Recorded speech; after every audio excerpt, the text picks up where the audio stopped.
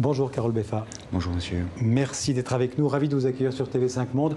Alors il est quasi impossible de vous présenter en quelques mots, je vais essayer. À 45 ans, vous avez une vie déjà extraordinairement remplie. Vous avez été un enfant acteur pour le cinéma et la télévision. Vous avez joué Mozart, c'est sans doute pas un hasard, dans un film de Marcel Bluval. Ensuite, vous avez obtenu, dans le désordre, 8 premiers prix au Conservatoire supérieur de musique et de danse de Paris. Vous avez été reçu premier à l'École normale supérieure, le Graal français de l'enseignement et de la recherche. Vous avez fait des études, j'ai vu, d'histoire, d'anglais, de philosophie, de musicologie, de mathématiques. Vous êtes aussi ingénieur statisticien. J'en passe, vous avez enseigné à la Sorbonne, à l'École polytechnique et aujourd'hui à l'École normale supérieure. Je résume encore, vous êtes aussi et peut-être avant tout pianiste, musicien, pianiste et compositeur. Notamment, vous avez composé des pièces pour orchestre, des contes musicaux, des musiques de films et des opéras. Et vous avez été en 2012 le plus jeune titulaire de la chaire de création artistique au Collège de France. J'ai rien oublié d'important ? Je pense pas. D'accord. Alors on l'a compris, vous auriez pu faire une carrière dans plein de domaines différents. Pourquoi avoir choisi de consacrer votre vie à la musique ? Tout simplement parce que c'est ma passion, parce que je me suis rendu compte que tout le reste était évidemment très intéressant, m'intéresse toujours, je me plonge volontiers dans des livres qui parlent de philosophie, d'histoire, parfois même d'économie, mais le cœur de ma passion, c'est évidemment la musique, qu'il s'agit de musique que l'on joue. Et donc je me produis de temps en temps comme pianiste et comme improvisateur notamment, de la musique que l'on compose, et puis la transmission de la musique via l'enseignement et l'écriture de livres. Voilà. Donc vous faites de la musique, vous composez de la musique, mais vous parlez aussi de la musique. Et j'essaie de parler de musique. Et alors pour reprendre d'ailleurs la question de votre leçon inaugurale au Collège de France, c'est en 2012. Comment parler de la musique ? Vaste question. Oui, c'est une vaste question parce que y a 1000 façons de le faire. Ouais. Je pense qu'il y a deux écueils principaux qui sont l'un, en parler de façon un peu trop anecdotique, s'en tenant essentiellement à des anecdotes, à des historiettes qui ne sont même pas l'histoire de la musique, mais qui sont plutôt une espèce de vernis autour de la musique elle-même, le cœur de la musique.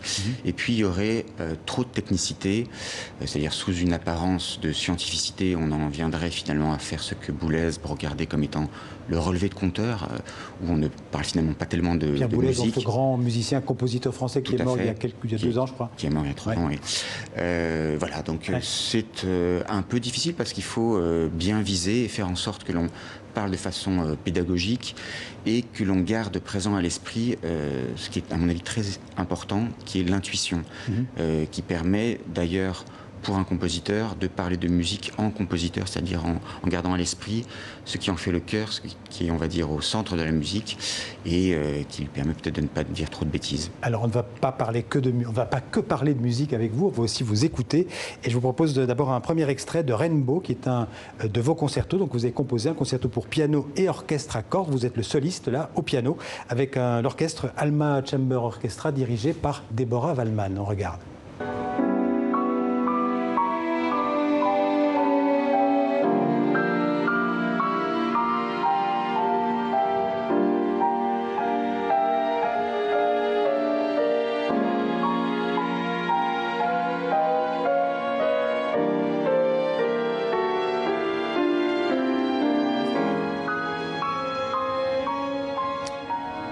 Alors, court extrait, mais cette musique, votre musique, c'est quoi ? On peut appeler ça de la musique contemporaine avec des instruments anciens ? Alors, là, en l'occurrence, il n'y a pas d'instrument ancien. Il m'arrive... Ils ne sont pas anciens, mais c'est comme un piano. Je veux dire, c'est pas un instrument. C'est pas la musique électronique. C'est pas la musique électronique. Je me refuse absolument pas à composer de la musique électronique, ou en tout cas à essayer de mélanger les sonorités de l'orchestre avec celles de l'électronique dans les pièces qu'on appelle. Quand je dis ancien, c'est pas des instruments d'époque. Tout à fait. Alors, oui, c'est de la musique qu'on peut appeler contemporaine, tout simplement parce que je suis contemporain, comme vous l'êtes, parce que je suis encore un compositeur vivant. Mais c'est vrai que la musique contemporaine est multiple et représente à peu près autant d'esthétique qu'il y a de compositeurs de musique contemporaine. Est-ce que ça a du sens d'opposer la musique dite classique et la musique contemporaine ? Il y a souvent des querelles de chapelle en France, notamment. C'est vrai. Alors, bon, il y a encore une fois beaucoup de musiques contemporaines différentes. Et c'est vrai qu'une bonne partie du public mélomane goûte peu une certaine musique contemporaine.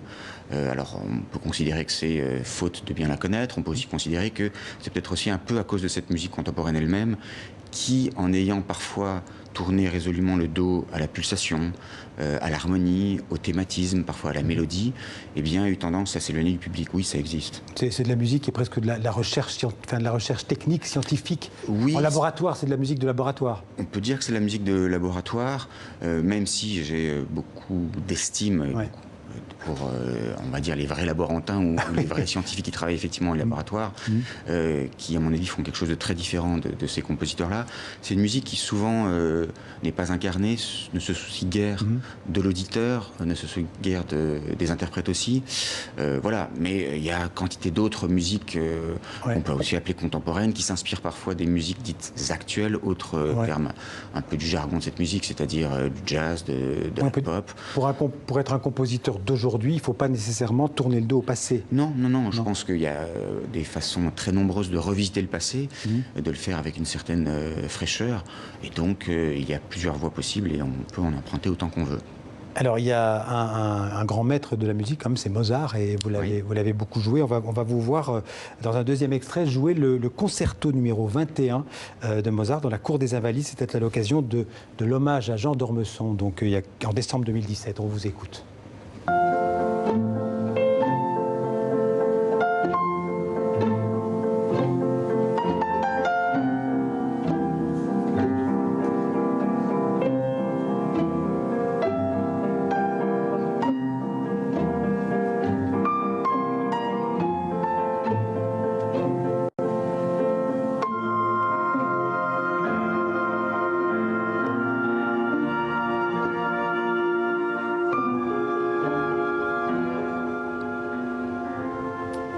Carole Beffa, Mozart, ça reste malgré tout un monument de la musique. Oui, c'est un monument, il n'y a pas de doute.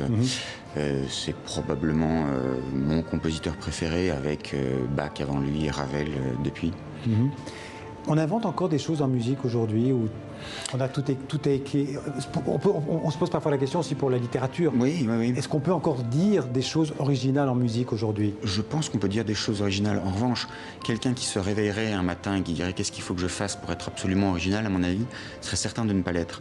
Donc si on a un monde intérieur riche, singulier, à soi, alors oui, on peut faire en sorte que ce monde se dévoile et on va pouvoir dire quelque chose d'original. Mais je ne crois pas qu'il faille chercher l'originalité à tout prix. C'est à mon avis la meilleure façon de ne pas la trouver. Vous avez écrit avec d'autres ce petit livre, Les nouveaux chemins de l'imaginaire musical. Pourquoi? Qu'est-ce que ça veut dire l'imaginaire musical? J'imagine que c'est l'imaginaire musical du XXIe siècle. Tout à fait. Alors c'était une façon d'inviter, dans le cadre des séminaires proposés par le Collège de France, des spécialistes de musique bien sûr, mais aussi d'autres disciplines connexes à la musique, philosophes, spécialistes d'histoire du théâtre, spécialistes aussi de traduction de littérature, parce qu'il m'a semblé qu'on pouvait avoir un regard renouvelé sur la musique en procédant, on va dire, un tout petit peu de biais, avec un pas de côté qui permettait effectivement de parler de musique, mais via d'autres expériences. C'est pour ça que vous avez par exemple Francis Wolff, qui va vraiment parler d'ontologie de musique, Bernard Sèvres, un autre philosophe, qui va s'intéresser à une représentation sous la direction de Robert Kersen d'une scène de Tannhäuser, où on va avoir affaire non pas à un concours de musiciens mais de peintres. Vous allez avoir également Marie-Madeleine Mervon qui va parler de théâtre, un ami, Guillaume Métayer, qui parle d'une querelle entre Nietzsche et Wagner, Jérôme Ducrot qui parle de musique évolution-révolution, et puis moi j'avais eu la chance de parler avec celui qui n'était pas encore député mais qui était encore mathématicien, Cédric Villani, des façons effectivement différentes mais parfois proches de parler de créativité en musique, en investissant ce qu'on pourrait appeler, on va dire, l'atelier du créateur. Alors on va encore écouter une de vos œuvres, encore un quintet avant, intitulé 5 o'clock. On vous écoute.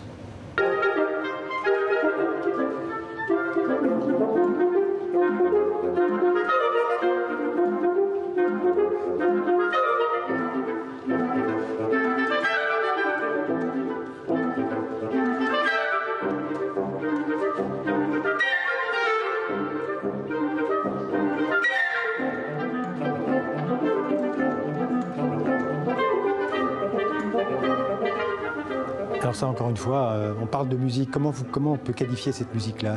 Alors je crois que j'avais fourni une indication pour les musiciens, mais c'était vraiment pour savoir comment la jouer, donc un peu comme une indication de caractère qui était très pop. C'est vrai que ça fait partie de ces musiques qui, chez moi, s'inspirent un peu des musiques actuelles, en l'occurrence la pop. Alors, pas tellement que j'en écoute beaucoup, mais on est amené à en écouter, en entendre. Et donc, voilà, c'est une musique qui est souvent très rythmique, qui swing. Et donc, un petit côté jazzy comme ça, un petit. Oui, j'espère qu'on peut la ressentir parfois presque corporellement, comme si on avait envie de danser. Je disais que vous êtes aujourd'hui enseignant à l'école normale supérieure. C'est important, la pédagogie, la transmission? Oui, la transmission, c'est essentiel. Dans le cadre de cette chaire annuelle au Collège de France, qui avait été en 2012-13, c'était un public extrêmement varié, avec des jeunes étudiants, des retraités, des gens qui tout simplement étaient curieux. À l'école normale supérieure, j'ai la chance d'avoir un public qui souvent est très formé, mais s'agissant de musique, on a évidemment des musiciens, parfois des musiciens de très haut niveau, et puis on a tout simplement des curieux, des mélomanes.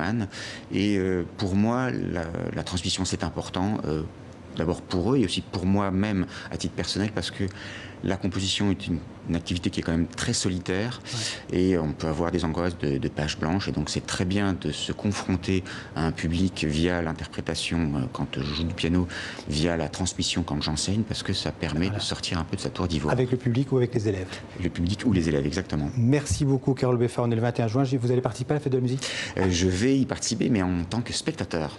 Merci beaucoup d'être venu parler de la musique, et je rappelle donc les nouveaux chemins de l'imaginaire musical pour tous ceux qui voudraient avoir votre conception de la musique du XXIe siècle. Merci beaucoup. Merci.